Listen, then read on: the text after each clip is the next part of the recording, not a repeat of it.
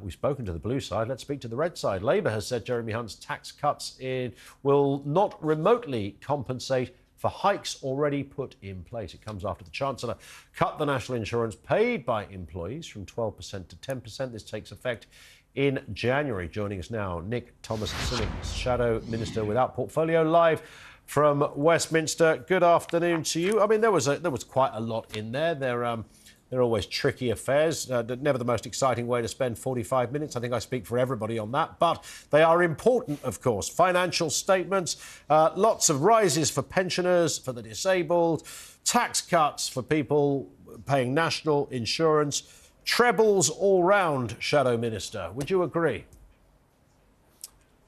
No, well, first of all, good to join you today, and you're certainly right that it wasn't the most interesting of 45 minutes. It was rather flat, actually, and I think it's probably unsurprising that it was so flat, because what we saw was the Chancellor of the Exchequer turn up to Parliament, talk about an autumn statement for growth, and then in his speech have to downgrade the growth forecast to 0.6% for this year, 0.7% for next year, and bring quite a bit of bad news. The cost of living squeeze will continue. It will be more of a squeeze in 2024-5 than it was pre-pandemic. 2028-9, the tax burden is going to reach a record post-war high.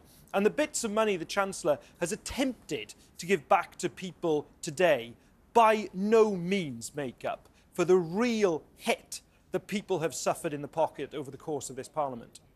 So in terms of, I mean, let's just take that national insurance issue there.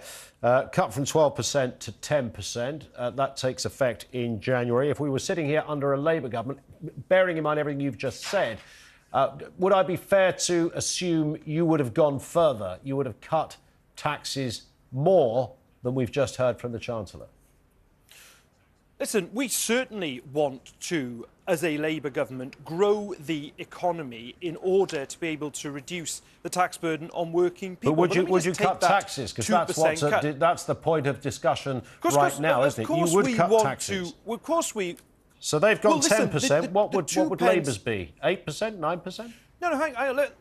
No. Let me just deal with that 2% cut in national insurance, because this was something that we've been calling for months. We've been entirely consistent on this. It was the Prime Minister who was making the case initially for rises in national insurance. The point we are making is this. The Chancellor cuts that by 2% today. But if you look at the total that the Tories have raised taxes on in the course of this Parliament, it's equivalent to 10 pence on national insurance. So to be giving back this small amount today just won't wash. But in terms of going forward, of course we want to be in a position to have better public services and, of course, reduce the tax burden on people. Whereas the Conservatives, because they are a low-growth party now, find themselves in a position where they've got this enormously high tax burden and they are not even capable of producing the public services that people require. And that's because we've had 13 wasted years from the Conservatives, of which we're seeing the consequence. Which rather brings us back to the question I first asked. Given all of that, and that was not an unworthy point you made, I get it, but so where would you guys go? I mean, it's possible that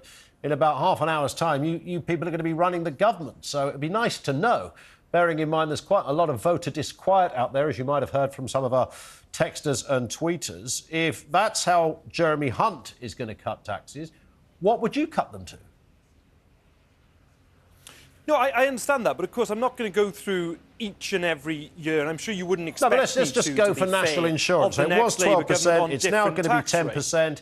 What do Labour do? First day in office, you've got the big job. Right, you've got the books, the impressive abacus is there, the ledger books are there.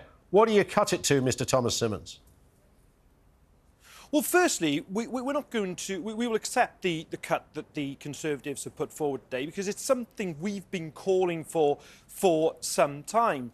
Now, of course, I'm not going to write the budget of the next Labour government. What I can say to you today is we will put into place a long-term plan for growth to give us the fiscal headroom to start to reduce the tax burden. But let me just give you some examples as to how we would be reducing the problems on cost of living that people have. We would want to invest in renewable energy, civil nuclear, insulate people's homes so we can reduce their energy bills. We would want to be taking action on things like car insurance premiums, hundreds of pounds extra a year that families are paying simply because of the postcode district they live in, not because of their individual risk. And we'd be building the homes of the future, 1.5 million homes over the course of the next Parliament, to reduce people's mortgage rates. We think that could take several £1,000s off pressures off families per year. That's what a Labour government would do. Solid economic foundations, a long-term plan, neither of which the Conservatives are delivering at the moment, or indeed have delivered.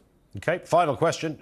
More money for pensioners, more in universal credit. You would surely shake Mr Hunt's hand over this. Good move by the Tories, right? Again, we of course welcome anything to ease the position people find themselves in. We've still got inflation running at 4.6%, but food inflation running at a level significantly higher than that.